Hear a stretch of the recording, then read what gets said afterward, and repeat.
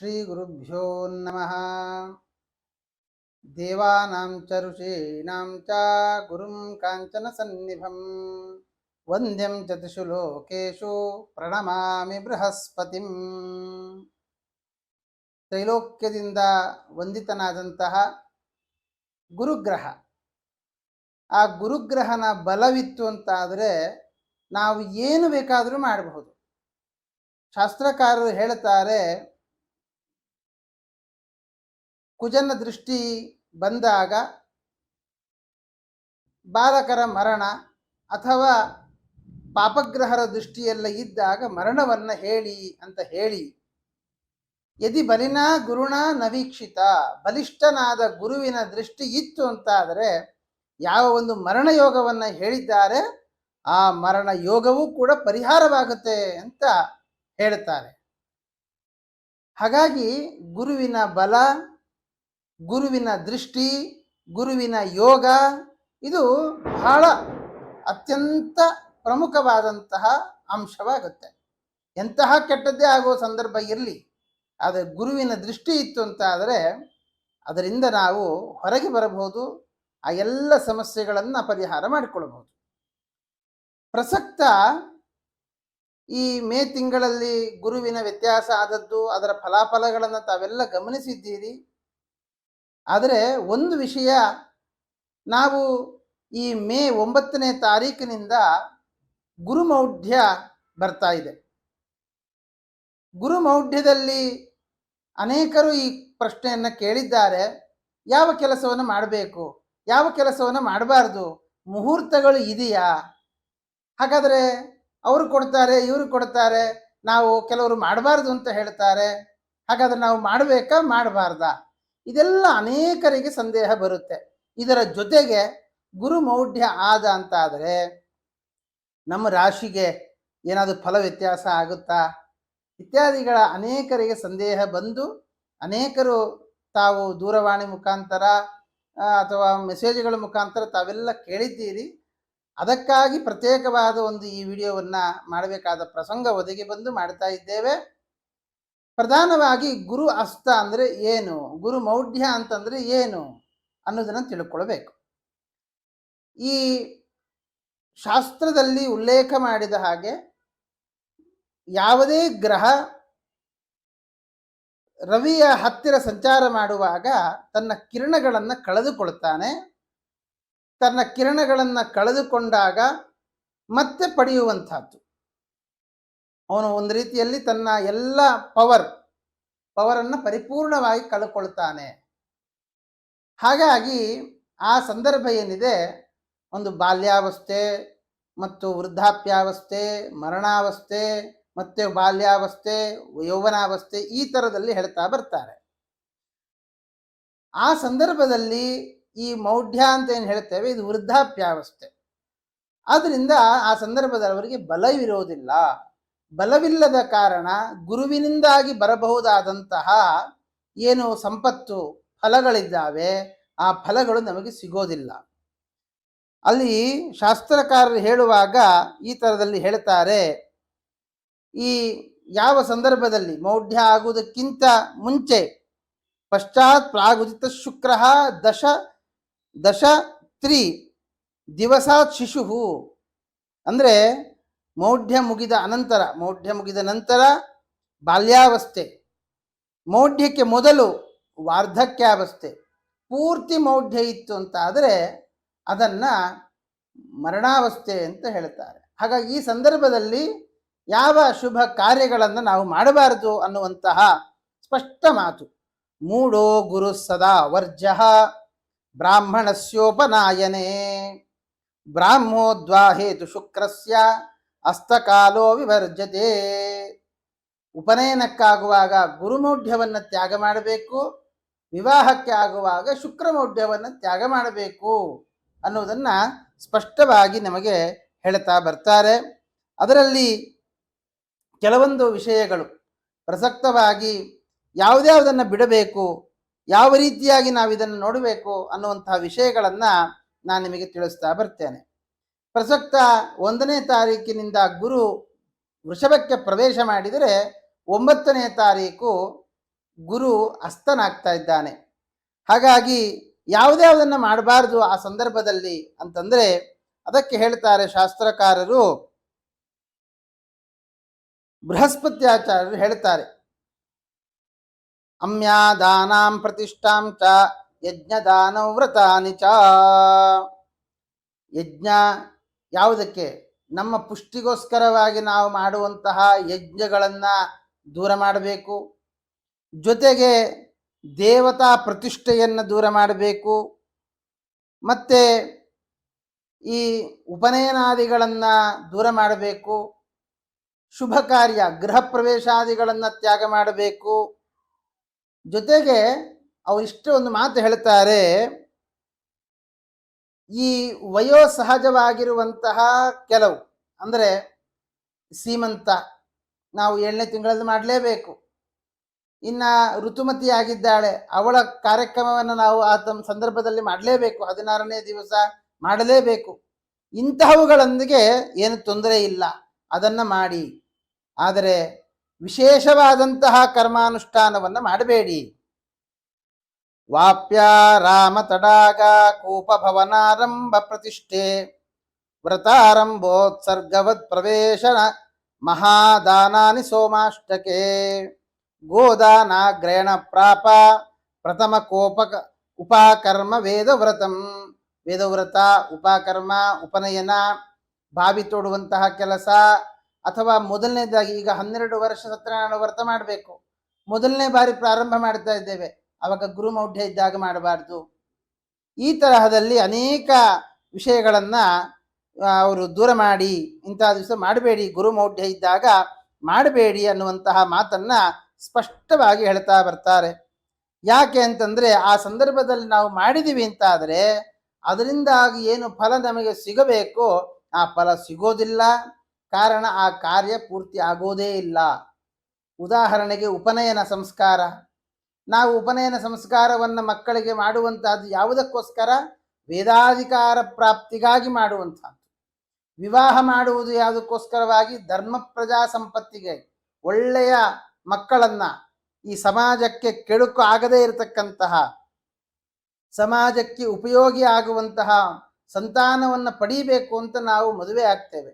ಆದರೆ ಈ ಸಂದರ್ಭಗಳಲ್ಲಿ ನಾವು ಮದುವೆ ಆದ್ವಿ ಅಂತ ಆದರೆ ರಾವಣ ಕುಂಭಕರ್ಣಾದಿಗಳಂತಹ ಮಕ್ಕಳು ಹುಟ್ಟುತ್ತಾರೆ. ನಿಮಗೆ ನೆನಪಿರಲಿ ಆತ್ಮೀಯರೇ, ರಾವಣನ ಮತ್ತು ಕುಂಭಕರ್ಣನ ಹುಟ್ಟು ಯಾವ ತರಹ ಆಯಿತು ಅಂತ ನಿಮಗೆಲ್ಲ ಗೊತ್ತಿದೆ. ಸಂಧ್ಯಾಕಾಲದಲ್ಲಿ ರಮಿಸಿದ್ದರಿಂದಾಗಿ ಅವರಿಬ್ಬರು ಹುಟ್ಟಿದರು ಅನ್ನೋದನ್ನು ದಾಖಲಿಸಿದ್ದಾರೆ. ಆದ್ದರಿಂದ ಯಾವ ಸಂದರ್ಭದಲ್ಲಿ ಯಾವುದನ್ನು ಮಾಡಬಾರದೋ ಅದನ್ನು ನಾವು ಮಾಡಿದ್ವಿ ಅಂತ ಆದರೆ ಅದರಿಂದ ನಮಗೇನು ಫಲ ಸಿಗಬೇಕು ಆ ಫಲ ಸಿಗೋದಿಲ್ಲ. ಆದ್ದರಿಂದ ಇಂತಹ ಶುಭ ಕರ್ಮಗಳನ್ನೆಲ್ಲ ದೂರ ಮಾಡಿ ಅಂತ ಹೇಳ್ತಾರೆ.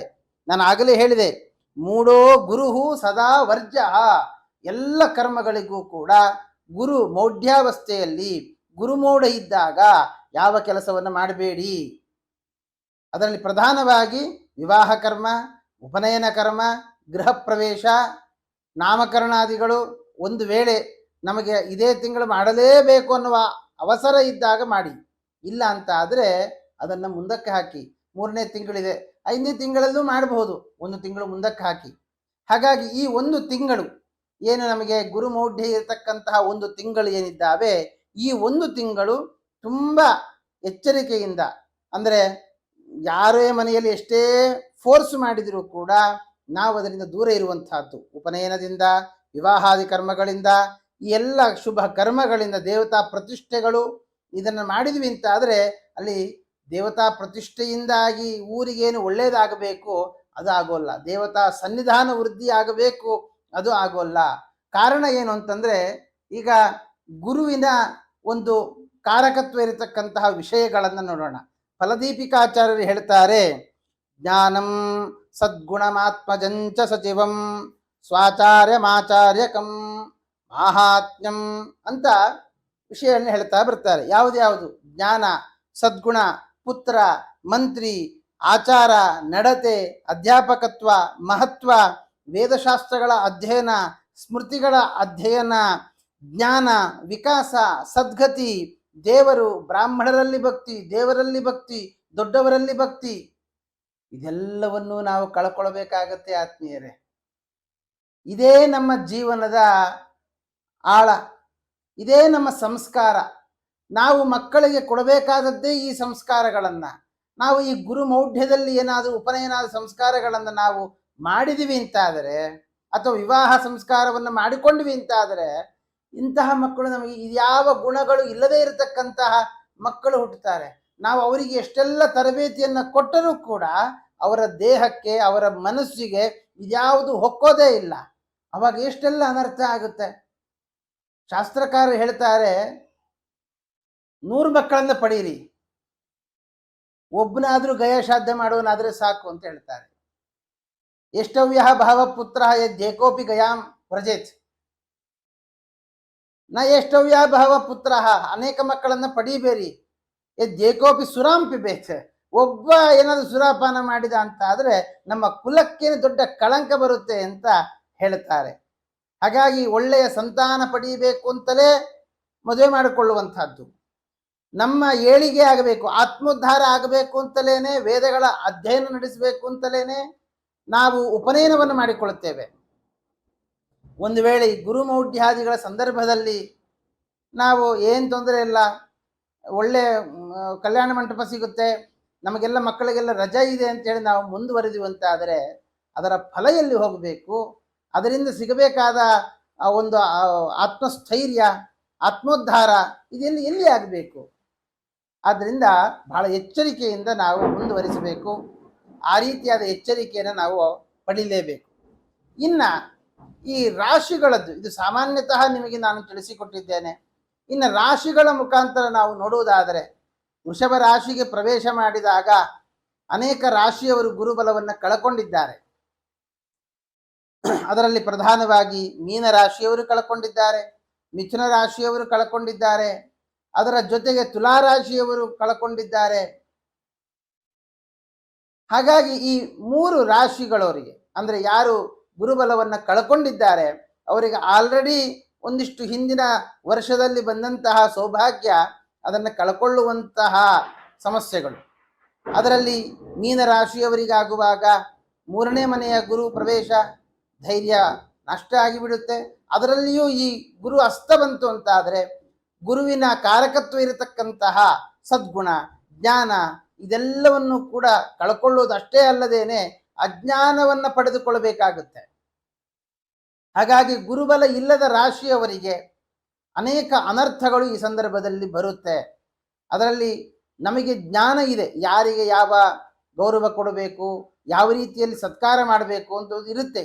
ಆದರೆ ಕೆಲವೊಂದು ಸಂದರ್ಭದಲ್ಲಿ ಅಹಮಿಕೆಯೋ ಈಗೋ ಪ್ರಾಬ್ಲಮ್ ಇಂದನೋ ಇದರಿಂದ ಏನು ಮಾಡ್ತೇವೆ, ಯಾರಿಗೆ ಯಾವ ಗೌರವವನ್ನು ಕೊಡಬೇಕು ಅದನ್ನು ಕೊಡದೇ ಇರುವಂತಹದ್ದು.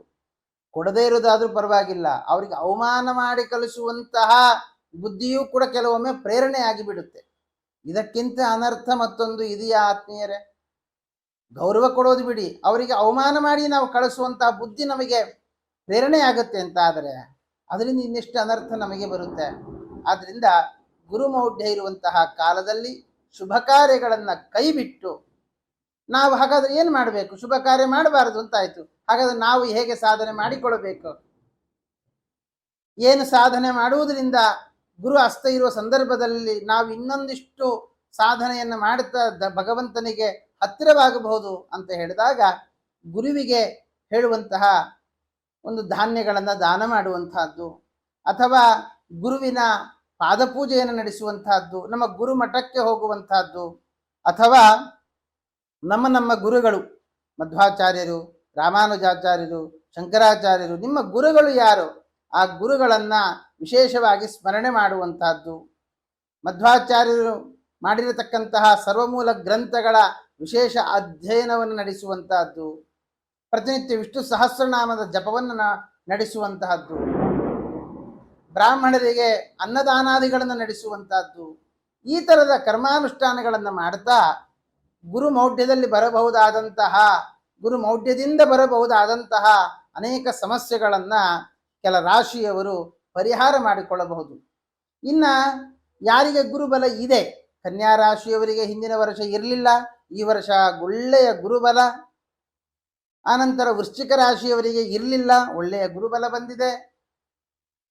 ಹಾಗಾಗಿ ಯಾರಿಗೆ ಗುರುಬಲ ಇದೆ ಅಂತಹವರೂ ಕೂಡ ಈ ಸಂದರ್ಭದಲ್ಲಿ ವಿಶೇಷವಾಗಿ ಗುರುಗಳ ಪ್ರಾರ್ಥನೆ ಮತ್ತು ಗುರುವಿನ ವಿಶೇಷವಾದಂತಹ ಆರಾಧನೆ ಮತ್ತೆ ವಿಷ್ಣು ಸಹಸ್ರನಾಮವೇ ಮೊದಲಾದಂತಹ ನಾಮ ಸಂಕೀರ್ತನೆಯನ್ನ, ಭಗವಂತನ ನಾಮ ಸಂಕೀರ್ತನೆಯನ್ನ ನಡೆಸುವಂತಹದ್ದು.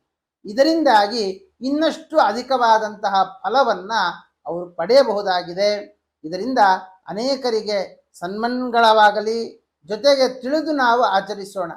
ಗುರುಮೌಢ್ಯದಲ್ಲಿ ಯಾಕೆ ಮಾಡಬಾರದು ಅಂತ ಹೇಳಿದ್ರೆ ಅದಕ್ಕೆ ಸರಿಯಾದ ಉತ್ತರವನ್ನು ನೀವೆಲ್ಲ ಕೊಡುವಂತಹವರಾಗಿ ಆಗಬೇಕು. ಯಾವ ಕೆಲಸವನ್ನು ಮಾಡಬೇಕು, ಯಾವ ಕೆಲಸವನ್ನು ಮಾಡಬಾರದು ಅನ್ನುವಂತಹ ಅರಿವು ನಿಮಗೆಲ್ಲರಿಗೂ ಆಗಬೇಕು. ಅದರಿಂದ ಭಗವಂತನ ಅನುಗ್ರಹವನ್ನು ಪಡೆಯುವುದಕ್ಕೋಸ್ಕರವಾಗಿ ನೀವು ನಿಮ್ಮ ಜೀವನದಲ್ಲಿ ಆಚರಣೆಯನ್ನ ಮಾಡಿ ಭಗವಂತನ ಅನುಗ್ರಹವನ್ನು ಪಡೆಯುವಂತಹವರಾಗಿ ಆಗಲಿ ಅಂತ ಆಶಿಸ್ತಾ ಶ್ರೀಕೃಷ್ಣಾರ್ಪಣಮಸ್ತು.